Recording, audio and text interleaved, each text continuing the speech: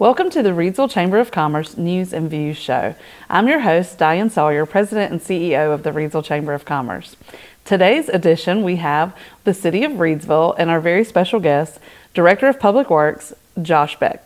Welcome you for having me. Yeah, well, I always love to have you guys on the show. Absolutely. I have a great relationship with Summer's entire admin team, and most of them a texting relationship. There's been a ton of new folks, but most of them I can grab at any point in time because we're here to help the community, as you all are here to help the community and be good stewards of all the things. So absolutely. You have a job. Your department is very large and has a lot of really cool stuff. Matter of fact, before the show, we were talking about some of the things we were going to talk about, and I had a moment. I almost forget.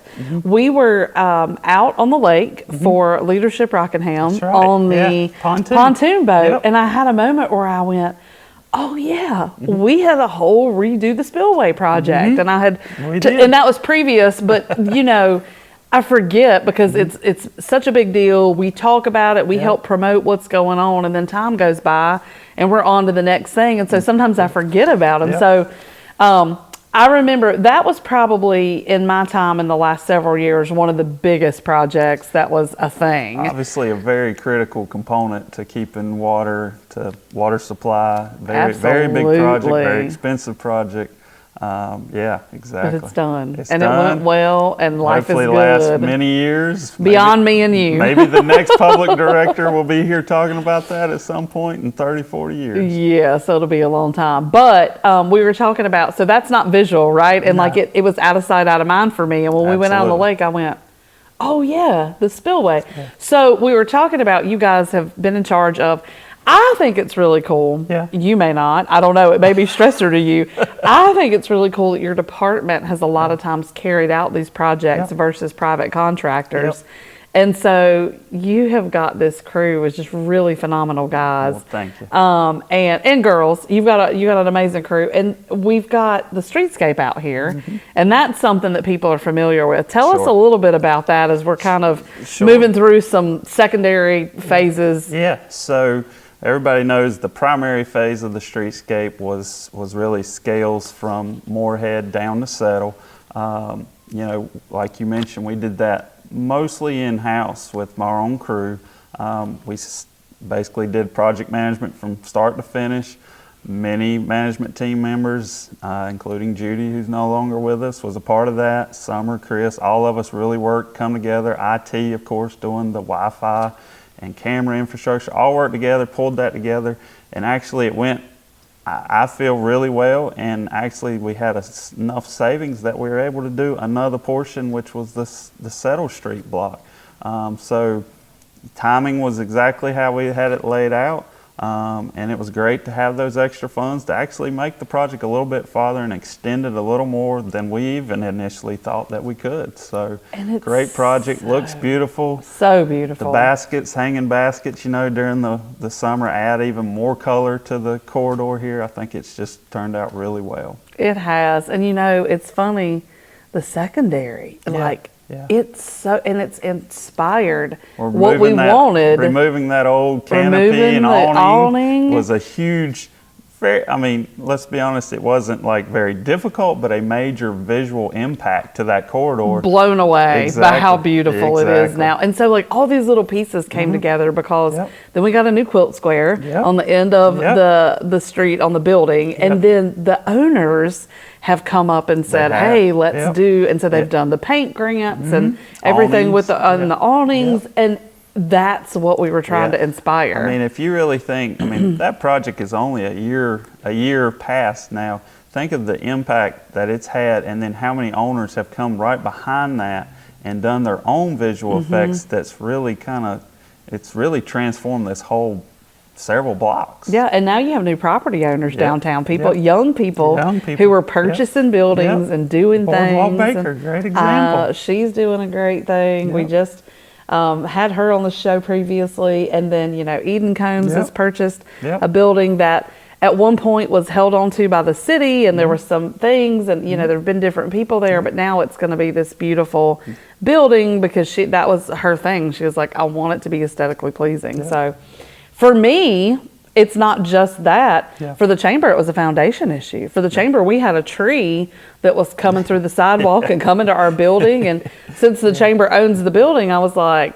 Summer, that tree's got to go. Like, you know, and so we're just really thankful that those pieces and saving and preserving downtown as it should be. So well, there was a lot of trip hazards for sure with the trees, the roots, the sidewalk slabs, and all rough. that.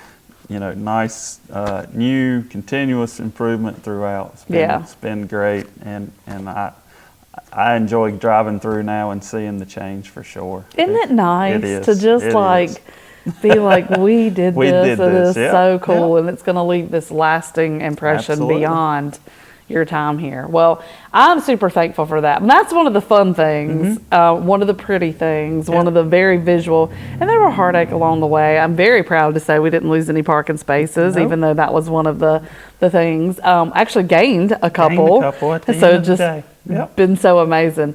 Tell us though, you've got some things that make your kind of brain tick and that make you happy, but there are things that maybe people wouldn't know about behind the scenes. Tell us about some of your projects. Yeah, I mean, everybody knows about the splash pad, the all-inclusive park streetscape like we talked about, but truthfully, Public Works is running 18 to 20 projects that most people wouldn't have a clue about. One of those that is about 6 months underway now is at our wastewater treatment plant. We have a headworks project. It's a little over $4 million, pretty large project. And what our headworks is, anything that comes into the plant has to be properly screened, filtered out, so that as it goes through the plant, as it goes through our biological processes and gets treated before we put it back into the stream, it filters anything that shouldn't be in there. And when we had our open houses, when we were doing our 150 celebration, I invited my son's Boy Scout group to come in, and I used the example of, well, anything that you flush down the toilet that maybe you shouldn't have, that's what these systems do. They'll filter that out. That was a nice, clean way to explain what these systems do. And of course, that kind of relayed to their understanding of don't flush the toilet, don't flush your Legos or whatever it might be. And so this is anything that's mechanical, your car, your refrigerators, your HVAC, eventually all those systems have to be replaced. And so with the replacement of this, one, it will give us capacity. Every component of the wastewater plant has to be evaluated for capacity to ensure Reidsville can sustain growth. This particular component will increase the capacity of that portion of the plant, but it will also be good for another 20, 25 years. And of course, we certainly want Reidsville to be around at least for that, if not much longer. So that's a big project underway.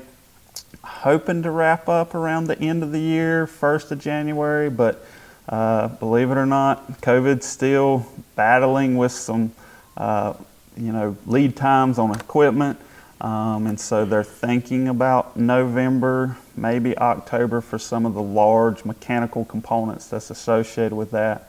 So right now we're under heavy kind of concrete formwork, some minor electrical to get that project going. I know it's been very dry lately, but actually for the first couple months of the project, when you dig a big hole, you're guaranteed to get lots of water, lots of rain.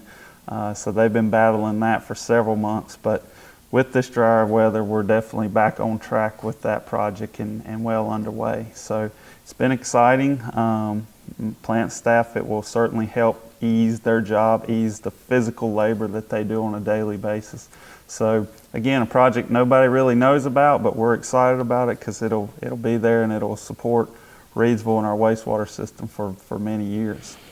You say a couple things that I want to point out. So you're talking about the ease of it's going to make things better on the staff. Don't we always, want that to be, we want their jobs to be better and easier because they have tough jobs. They do. They have very physically People probably tough don't jobs. even think, but someone is at both our water and our wastewater plant 24 hours a day, 365 days a year.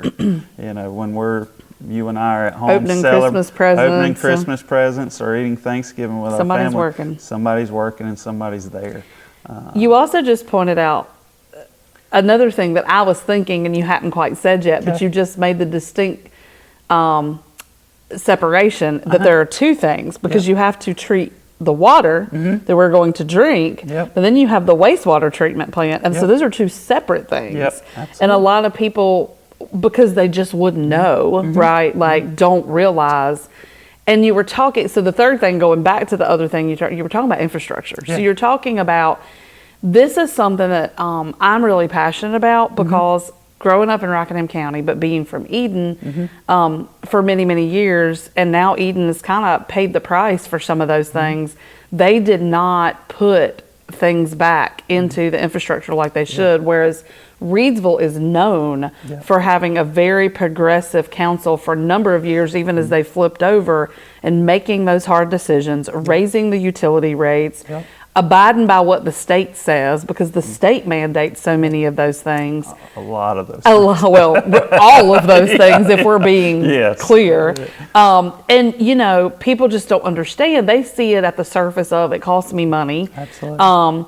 And, you know, one of the things that we talked about in our recent water seminar was we were talking about how, you know, we were talking about the number of units, right? And we were talking about for a small business versus home. And, you know, I hear that a lot. And so, like, I try to be equipped and educated so that I can say back to them, okay, well, like you just said, so you may not be at your business and you may not be using any units of water. You may be on vacation for the week, but the week that you're gone, the water's still going back to the plant, and the water's still coming from the plant, and other people are still using it, and there's infrastructure and there's all these things. And so we have to pay. It's just how it works. It's how we're America. It's the government. It's how we're set up to do these things. Well, council did a really good job for 5 years not raising any rates due to COVID, due to everything. They held the line. But unfortunately, our utility rates went up. Yep. You know, staffing salaries have went up slightly, but really, truly, our chemical cost has been exponential. And so I if you can want, vouch for that because my husband works at a chemical company. My husband works at Salinas in Greensboro, and we talk a lot about but chemicals, and you know, their chemicals, they treat wastewater. They, you know, their chemicals help make paper towels. I'll never forget that crazy conversation of hearing something on the news and then him being like, like he's like, Diane, like, with the chemicals that we ship to people help make those things. And he's like, that's what we do. And he's like, I'm telling you, like, this is what's happening. And so to have that realistic, like, hand on it, I was so fortunate to have, to have the public health background that I did and be in this position, and B, have different pieces of my life that I had my mother in the medical field, I had my husband working at the chemicals.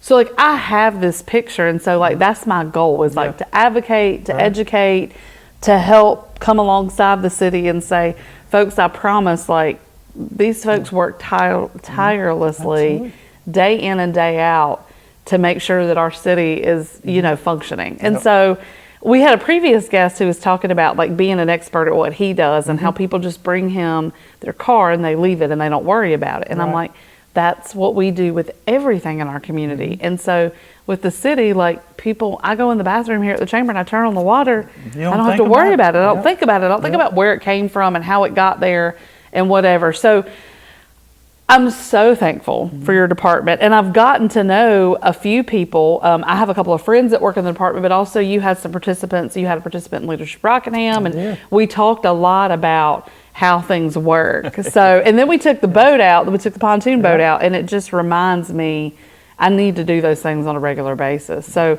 you've got these. We take things for granted. We that do. Is for sure. You flush the toilet, you don't think about it, you turn the faucet on, and I mean, the I water's bet you just do, there. but I think about it all the time. I bet you do. Like, turn that faucet off, or, you know, whatever. But I bet you do. Absolutely. But you've got other projects, and I know you said 18 to 20. So what other fun stuff can we talk about? So one of the big ones that kind of financial, really. So council recently, we've been working with them. Where hopefully the next month or two we'll actually get the official sign off on our capital improvement plan.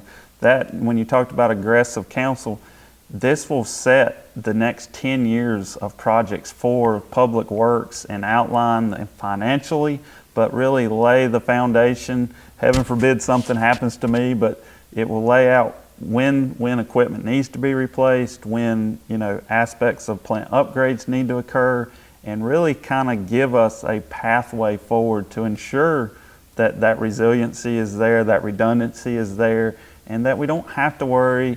Emergencies are always going to happen. Something can break, but if we're being proactive, then that mitigates those risks. So that's while not necessarily a project per se, that's huge for the city of Reidsville to plan us out for the next 10 years. Well, I always say, related to the chamber, if I get hit by a bus, you know where to find X, Y, and Z. And so I'm big on that. So I am very appreciative that there's been forethought into that and planning into that so that somebody could come along. Like, again, God forbid, we would not want that, but that there is a plan and that everybody can just refer back to, okay, this is where we're going. Absolutely. Like, there's a roadmap.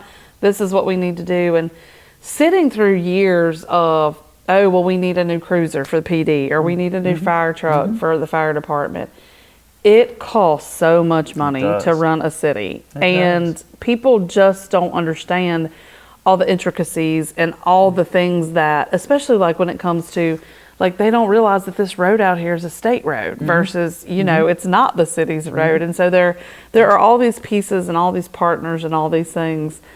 I called a friend of mine. There was an issue with a business, and it was with the DOT project on Barn Street. And I called a friend of mine that works for DOT, and then, we talked. And I said, who do I need to talk to? He's like, Diane, you're talking to him. And I was like, I didn't know that's what you did. Like, I thought you were in Greensboro, and I did. And he was like, no, this is my project. And I was like, okay, well, great. And then I told him what was going on, and we helped the business owner. It was so great. But I talked to you, I talked to the city manager, I talked to my DOT friend, who now I know is the guy. And then and then the business owner, and the business owner is so happy. Like, they went out there, they immediately addressed it, they fixed the situation, and Josh is as happy as he can be. Like, and so, that's, for me, like, that's a big part of what we do. So we just want people to know to use their resources, to pay attention, to watch the videos, to watch the meetings, to come to the meetings, to hear about what is happening, because it's so important. Tell us about something else. I'm excited to hear about other projects. So one of the ones that I certainly want the audience to know that we at Public Works really need your help on is a lead service line inventory. We are working, this is a EPA mandated inventory for anyone that has a connection to the city to tell us if you have lead service connections somewhere behind the meter. Our responsibility at Public Works is obviously the distribution systems, the plants we've been talking about, but we really need to know what you know about your house. You're the best person to tell us that. And so safety is huge for us. We make sure we do hundreds of tests, obviously, to make sure our water is safe getting to you. But depending on the piping and material in your house could affect your health and safety. So we're going to be, in the next few weeks, sending out a survey, and we're begging for participation in that, so that is this residential and business? It is. Okay. Yeah, we want to know, and so we will come out and we will help conduct the test based on the feedback that you provide us. We'll send staff from Public Works to kind of help do those tests to try to either validate your concerns or know that there's not a concern there, so that we can move forward. But lead, as you know, with Flint, Michigan, was a big situation, and so while we have less of that here, it doesn't mean we don't have any. That was going to be my question. So I think you answered it, but in talking about the survey, is it something where you would be expected to know the answers, or you would be able to express there are concerns based on? If you just tell us that you have concerns, we can come out and do that testing. Okay. And so there's some very minor instructions we have. Again, if you have concerns about doing that, whatever it is, please just give us a call. Our phone numbers are listed there. We'll gladly come out and support any way we can to try to, again, either confirm that you have lead piping somewhere, again, from the meter, inside your house, in your crawl space, wherever it might be, and know that that's there, so then we can work with you on next steps to get that replaced. Okay. Well, that is something obviously that the chamber will be behind. So we'll be encouraging and asking our businesses to fill out the survey. Sure. And again, there's your tax dollars at work, right? Like if you have a concern, like let's legitimize it or let's dismiss it and move on and figure it out. Absolutely. So yeah, that sounds like something that we will be looking out for. So definitely thank you for sharing that with us. We have some more time. Sure. Is there anything else Oh, I'm sure I you mean, said 18 to 20, so we could probably go do to 3 or 4 shows. Absolutely. Yeah, I think another big project that I think is going to be interesting. Most people know the plant is down Business 29 at the dam on Lake Reidsville. What they probably don't realize is there's a pretty big disconnect from there to the city limits of Reidsville. And of course, the line that services all of Reidsville was built at the same exact time the plant, right? Kind of makes sense. So that was built in the late 70s. So we are in the early stages now of easement acquisition for that project, and we're going to put a secondary redundant line in. Most people probably remember about 2 years ago now, we had where a contractor hit that main line and we had to do a citywide boil water notice. Kind of shows the vulnerability a little bit of having a single line that provides water to the city. So it's a huge project for us. Truthfully, about 99% of it's outside the city limits, but that doesn't mean it isn't a vital component to our water distribution system. So it's infrastructure, so it is. Gotta happen. Again, if something, most people don't realize our tanks, our elevated storage tanks give us about 8 hours of water. So if something were to happen to that line, we would have that 8 hours to get it repaired before the city might go without water completely. So it's very important that we install this new line. Again, piping's roughly 45, 50 years. It's not going to last forever. So providing a new line adjacent to it, in the event something happens, we simply turn some valves, switch over, pipe off of that one. Nobody knows any wiser what happened, and we're good to continue on. And if we want to fix that other line tomorrow, we got that availability. If we need parts, whatever it might be to get that repaired, it gives us that flexibility, if you will. So that's a huge project, I think, that'll, again, set the city of Reidsville up for 50, 60 years to come. And so that's huge. At the same time, at the water plant, we're also doing a whole plant generator system. Again, we've got a older style 2-part project, I guess. We have a generator, a small generator that operates the plant, and we have a diesel motor component that actually pumps to the city in the event the plant lose power. So we're looking at doing a very large generator that will power everything needed, so that, again, we lose power, somebody hits heaven forbid, hits a power pole, knocks power out in that area. Again, we only have that same 8 hours of water. I can't control how fast Duke can repair a power line or whatever the situation might be, but I can switch over to that generator and continue to provide the city with water as long as we can fuel that generator. So big project. We just bid it. We're working through some of the bidding components of that and hopeful to release that contractor. That project actually will take about 2 years. Again, you don't get a generator of that size sitting on a shelf somewhere, so that will go into production at some point. Obviously have to be transported, set by a significant crane. Big project, roughly right now sitting about $7 million. Trying to see where we can fund that, how we fund all that. But another exciting project that'll just provide that resiliency to the city and keep us going for many, many years to come again. Yeah. It's going to be awesome. All these projects that are I think too, I think there's a season, right? And this is the season for a lot of these things because it's kind of like you have people and you have transitions, and probably pre-COVID, we were probably headed down the path for some things, but then COVID stopped it. And like you said, like post-COVID, trying to get parts and pieces and all the things. So here we are, and it sounds like we are headed down a great path to get things where they need to be. Absolutely. A lot of people don't understand or realize how important all the things that you're talking about are to economic development. And they don't understand how Public Works has to work hand in hand with our folks at the, again, all levels. You just named all the people who had a part in the streetscape, or all the people who had a part in this, but they just don't understand that having the ability for a company to come in, for an industry to come in and immediately be able to plug in and tap into what they need and all of that to be there is so critical for us being able to land these economic development projects. And so can you tell us a little bit about how that works from your perspective? Yes, so, most people don't even think about, a large industry comes in, you and I on a month might use 3,000-4,000 gallons of water. It's nothing for a even smaller size business to use that a day. So it's vital for Reidsville's growth that we continue to have adequate capacity, adequate pressures on both water and sewer.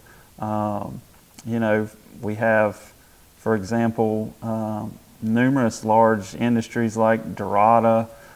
We've got the new company going in the Bale plant beside them. Drylock, Farmia. We've got large industries, and if we want to continue to, and I'm sure we do, want them to come to Reidsville, we have to stay ahead of that. And so we're always trying to understand where might they come so that we ensure we have capacity, we have lines out there. People don't realize that water's a little bit easier in the engineering side because we can pressurize the system with the tanks we have.